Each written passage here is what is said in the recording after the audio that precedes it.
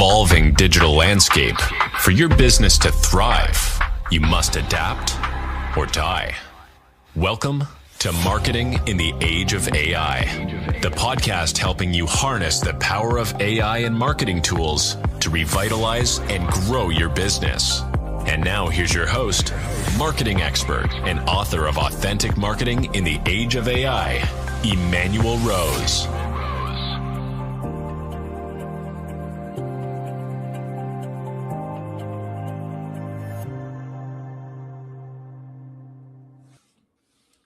Welcome to the Marketing in the Age of AI podcast. I am your host, Emmanuel Rose. Today we have a remarkable guest, Lior Eldan, the co-founder and COO of Moburst, a leading mobile-first marketing agency recognized for its innovative strategies. With extensive experience in both organic and paid marketing, Lior has a proven track record of driving growth for startups and Fortune 500 companies alike, assisting prestigious brands such as Google, Samsung, Uber, Reddit, Microsoft. Lior is here to share his insights on navigating the complexity of digital marketing and leveraging AI to achieve impactful results. Let's dive into the conversation. Good morning, Lior. Hello, good morning. How are you? I'm doing great. Thanks for taking some time to have a conversation with me. Of course, happy to be here. Well, I'm glad that you're happy, and you've been involved in digital marketing for a few years. Let's talk a little bit about the shift that you've seen over let's say the last 4 years since ChatGPT hit the retail market. Yeah. It's interesting. You know, I've started my career in digital marketing as an SEO. Obviously going much more into mobile and app store optimization. And ever since ChatGPT, Gemini, and the rest of the LLMs came across in recent years, we're seeing this shift in how consumers kind of start their journey and how people kind of rely more and more on chat interface to guide their consumer decisions very early on, from kind of the onset of like how can I solve my problem, and I think this presents to us marketeers a whole new world of places where consumers are looking for us, and for us as marketeers to actually optimize so we can be there. The acronym is still all over the place. So it's called AEO, Answer Engine Optimization, GEO, Generative Engine Optimization. I've heard SEO for AI, LLM, it's all over the place. But the premise is what to do in order to get your brand ranked, cited across the different LLMs. Yeah, so I guess it is funny that, number one, we can't even agree what to call it. That is pretty funny. I've just gone with GEO because that was the first thing that kind of came out right from the coding side of the world. There's guys like Jason Barnard, who's a really smart SEO and Google guy who is really committed to answer engine optimization. But whatever we call it, there's some fundamentals from SEO that cross into GEO, and then there are some things that are unique to GEO. So talk a little bit about that to me. Like, what do you see that's the fundamentals, and then what's new? Yeah. So I think in terms of, there's the technical aspects of what's called on-page SEO, which most of it cover the basics you need for GEO. You need to enable the different bots to scroll your website. It's very much recommended to have certain schema elements. It's kind of the technical elements that help the elements understand what's on your page. And then there's obviously the content itself, which needs to be good content. There's also some best practices around how to structure your content, in the ways which LLMs like, FAQs, all that kind of stuff. So I'd say that's one world, which is, as you mentioned, the traditional SEO with, again, some different pointers specifically for GEO. But I think one of the interesting phenomena that we noticed is that as opposed to SEO, where it's mostly about your website and links and stuff like that, LLMs look across everything. So they look across all your online mentions, so different articles about you. They look across social, so places like LinkedIn, and increasingly they're as some websites are starting to block LLMs to not have the LLMs kind of learn or steal their information. They're increasingly going towards Reddit and LinkedIn.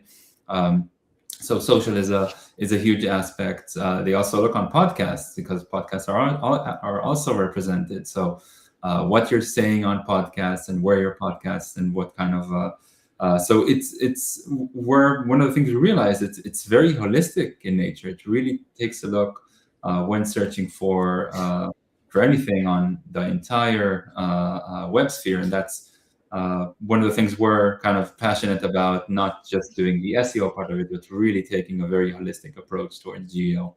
Yeah, I agree. And it's kind of, we've hit this real spot of like search everywhere, right? We have to have a very, very broad footprint of content, and it all needs to match, right? The kind of the NAP concept from how SEO worked in the old days, like, so that's critical that your message, your name, and your contact information all is identical across your press releases, across your YouTube posts, across everything, right? Yeah, you definitely need to have coherence in how you appear online, and then I think trying to actually provide valuable answers to write what the different LLMs might be searching for, because as we know, it's not only what the user is prompting. The LLMs kind of ground themselves based off of search. So a user might search for, I don't know, best car, but then the LLM would go and break that into several other very long phrases, best cars for families 2026, etc. So there's all these kind of other pieces of information the LLM goes for, and it's one being recognized as an authority source for this subject. So having the LLMs go to your website or your articles and understand that you as a person or you as a company are an authority on this specific domain. And obviously, as the kind of consumer does the research on, okay, which specific products I need to solve my problem, then having the LLM actually surface your product or your brand as one of the top solutions. Yeah, and I think it's for the fundamental that I still think exists is that we need to understand who our ideal client profile is, right? We start with the ICP, we build out their self-education sequence, and then we answer the questions that they have along each stage, and then start to fill in content onto the website or onto our digital platform from there. Yeah, and the ICP is a great point, because we found that LLMs would surface different answers because they know so much about. So if photographer is searching for a CRM, he would not get the same response, obviously, as a VP marketing of a Fortune 500 company. So there's a lot of nuance. And that's where I think it diverges a bit from traditional SEO, because context is super important. So having that ICP in mind, understanding where they might be searching, where the LLMs might be searching, who's kind of the relevant places. Also, not just your website, as we talked about, like it's podcasts, it's YouTube's, it's all the kind of online Reddit, like how is the different subreddits, who's talking about these subjects, what are they saying? Because obviously these are real users. So it's really fascinating, this kind of new phenomena. Well, that's an interesting point. And then, so what is your Reddit strategy? Lay that out for me a little bit. Yeah, that's a great point. So I think everyone Reddit is kind of a new goal, right? Because as I mentioned, the LLMs are increasingly going towards it. So one, I think brands should definitely look at it from just a social standpoint, have presence there. If you're big enough, have a subreddit where you can own the conversation, have an official Reddit account. I think that's kind of, we've seen some clients actually build their business on Reddit with kind of, especially like startups, getting to a certain subreddit where there's passionate users about, a specific subject, and then building in public and getting the, so we've had a few clients which have done that. And then there's obviously the how you can engage and get people to kind of facilitate the conversation about you. And there's that's more nuanced and complicated, I think. Yes. How to get users to actually speak about your brand. But I think it has a lot to do with what, again, the ICP. What are they talking about? What can I provide that's interesting? And what types of posts. We're seeing a lot of success with kind of timely posts on Reddit, more like real-time marketing stuff that is happening now. So those kind of things seem to work very well on Reddit. Yeah, it's an interesting, like you say, nuanced process, right?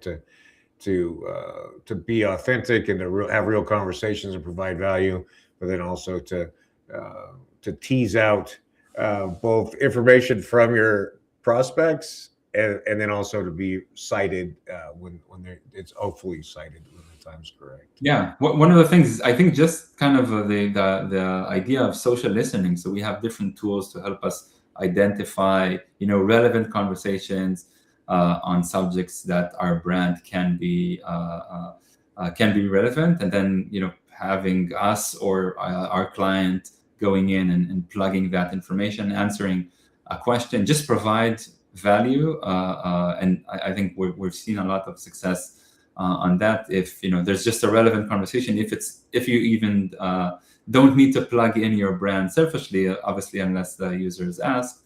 But in terms of building the specific Reddit users' credibility, so I think there's it's such a vast ocean of knowledge, Reddit, that just finding the places where you might be able to fit in the conversation can work very well. Yeah, I think everybody should be paying attention to that in some form or fashion, right? And then also looking at how you might be able to leverage the Reddit ads. I think that's another interesting spot that I've done some experimentation with that's been pretty successful also.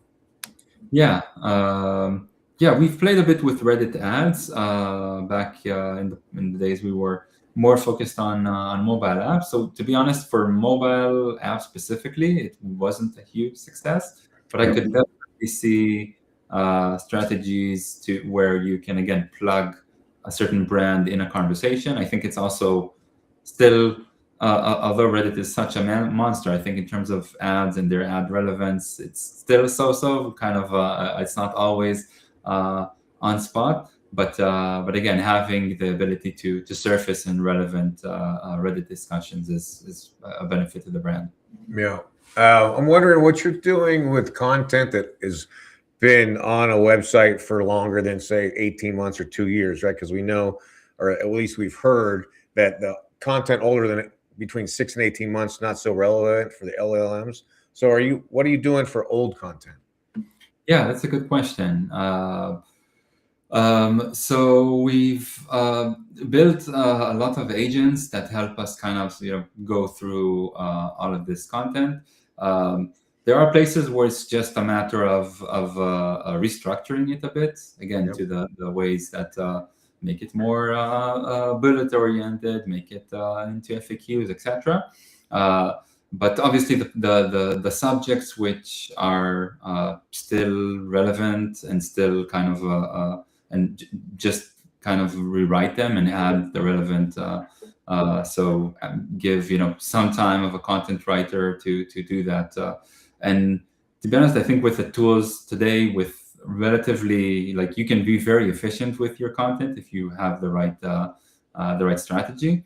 But yeah, identifying and that's where I think the SEO and GEO converge a bit. You can look obviously on what pages you're getting traffic, but also like what pages are getting citations from the different LLMs, so you understand there might be valuable. And just one tip that we're seeing is, and I think whoever we talked about the grounding effect of the LLMs.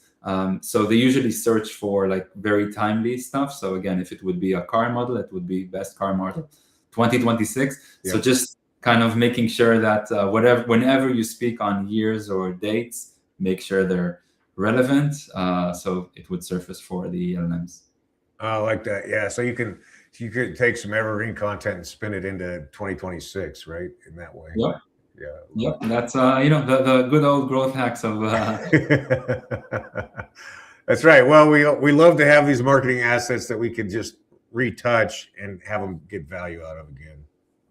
Yeah. I think also thinking about, again, the content strategy does need to just shift slightly from purely speaking about a specific subject and changing a bit the mindset of what might users and the LLMs be searching for. So much more about answering the questions, and also the kind of basics of, if it's recipes or like just basic information, which might have been useful in the back in the old search engine days. Today, that doesn't provide much value. So go for the more kind of sophisticated answer where you might be able to actually add value and provide something insightful. I think that's a great point, that the LLMs have replaced a lot of those Google searches for very basic information, right? And so, yeah, you want to be able to niche your brand into something that's very precise and exciting versus just fundamental. Yeah, 100%. I love it. Where do you fall on the LLM.txt file on a website?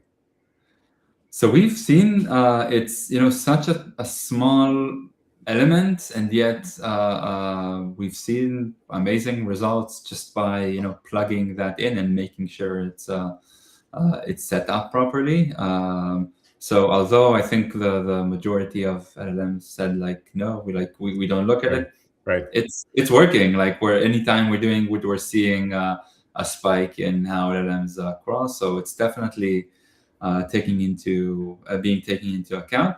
I think the other part is again thinking about how you what you have there, and thinking about your kind of like the site index in the old days. How do you what's the crawling experience of your website? How can the LLM understand what your website is about?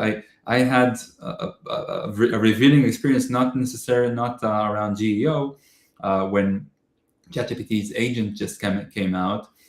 So I wanted to optimize my mobile phone bill. So I had it go into the website, and I asked it look at my past invoices, look at my wife's number, and and what was interesting is that it tried to click on all the navigation headlines, on all kind of all the links it could see, but it did not understand that it needs to go to a different number, which was like a small arrow next to the mobile number, which kind of got me realize that LLMs don't interact with websites the way that we humans do. And I think having a very easy, clean, surface level navigation to enable kind of LLMs to just digest your website. Lots of websites have very complicated JavaScript and Ajax and all kinds of stuff, which is amazing for the users, but not necessarily so much when an LLM. So I'm sure the LLMs will pick the pace eventually. Yes, sure. But right now there's kind of a gap where whatever the LLMs cannot get to is invisible. Love it. Yeah, you got to treat the LLMs like an ICP and figure out how to get them things they want, right? Yeah, exactly. Well, what's next on your list for Moburst? What's on your calendar for this year? Wow. So just one more kind of thought on geo. One of the things that we realized, we talked about how omnipresent geo is, and Mober's kind of grew from being a mobile only agency to being we have 29 different services today, did a bunch of acquisitions. So I think we have a compelling offering there because we have podcast booking and we have PR and we have SEO and we have video animation and production. So we're kind of going to market with this offering, which I think is something we're very, very passionate about. Besides that, there's kind of the other opportunities which AI presents, which is how we as an agency use AI. So we've done a huge investment last year. Made kind of we had a whole AI champion program where we essentially took a representative from each department. Built an internal kind of group of builders and initially started with kind of doing AI hackathons, which is taking different. Nice. And that was a very interesting experience because taking like people which are agency delivery folks, not necessarily like product minded individuals, putting them in a room and telling them that have work on an MVP. So it's I think the first few ones got people kind of feeling uncomfortable, but we did a couple of those, and it really got kind of people hands-on experience with actually understanding like the value of the different tools and AI and what it can do to their day-to-day. And then we built those a group of builders with champions from each group. And we just had like last week we had kind of an AI week to kind of recap on the last quarter of the year, where we actually shipped a bunch of different products across PR, social media, and it was amazing to see kind of how the culture aspect of people getting excited about the fact that they can build and ship products that can be used by internal teams and by clients. So we're very passionate on that to continue and build on AI this year. So that would definitely be a big priority for us. All right, I love it. I love this concept of service as software, right? Everything that we do inside the agency, we're looking to see how we can create tools to either augment or accelerate it, and then commercialize the ones that make sense, or just use them as client delivery tools for the ones that are internal, right? It's an amazing time that it's that accessible to all of us with the vibe coding tools that exist. Yeah, 100%. And I think there's it requires a mindset shift, which takes some time. And I think having an organization go through that. I think marketing folks are probably one of the first, because everything was it changes so fast. So I think marketing folks were one of the first ones to involve. But I think in terms of the industry at large, we still see clients which don't really understand how is AI related to their business. There's still strides for the rest of the industry to catch up. Yeah, we have a nice little 5-year window here, I think, to help bring everybody along. So, well, Lior, I really appreciate your time and your insight, and I hope I can have you on the show again, because I really enjoyed the conversation. If people want to get in touch with you at Moburst, how do they track you down? Yeah, so our website, Moburst, moburst.com, and I'm on LinkedIn, on X. You can find me. All right. Well, it's beautiful. Thank you very much for taking some time today, and I hope you have a very exciting and prosperous year. Thanks, Emmanuel. It was great. All right. Thank you. Well, it's a great reminder, number one, that the tools, the AI tools, are accessible for all of us to take time to see how we can innovate, not just our workflows, but our businesses, and that there's going to be some MVPs that you develop that may be commercializable, and I encourage you to do that. I also encourage you to dig deeper into these concepts of GEO or AEO. There's a number of things you can do. One is you could check out a book I wrote on generative engine optimization that's on Amazon. And you can also go to geowriter.com, which is a tool that helps you rehab your old blog posts and bring them up into spec for the LLMs. But in general, take some time, put your website into Chat or Gemini, and ask how you can update it in order to be more easily found by the LLMs, and spend some time with your ICPs. Well, I hope you found today's episode valuable and your time was well spent. I also hope that you take some time to find ways that that AI can free up 3, 4, 5 hours a week in your work week. And with that time, that you continue to upskill, that you spend it with your friends and family, and that you get outside into nature away from the screens. This is Emmanuel Rose, Marketing in the Age of AI. Thanks for listening to Marketing in the Age of AI. Be sure to subscribe wherever you heard this podcast so you never miss a future episode. Your copy of Authentic Marketing in the Age of AI is available at Amazon.com or EmmanuelRose.com. You can also connect with Emmanuel on LinkedIn. Thanks again for listening, and we'll see you next time.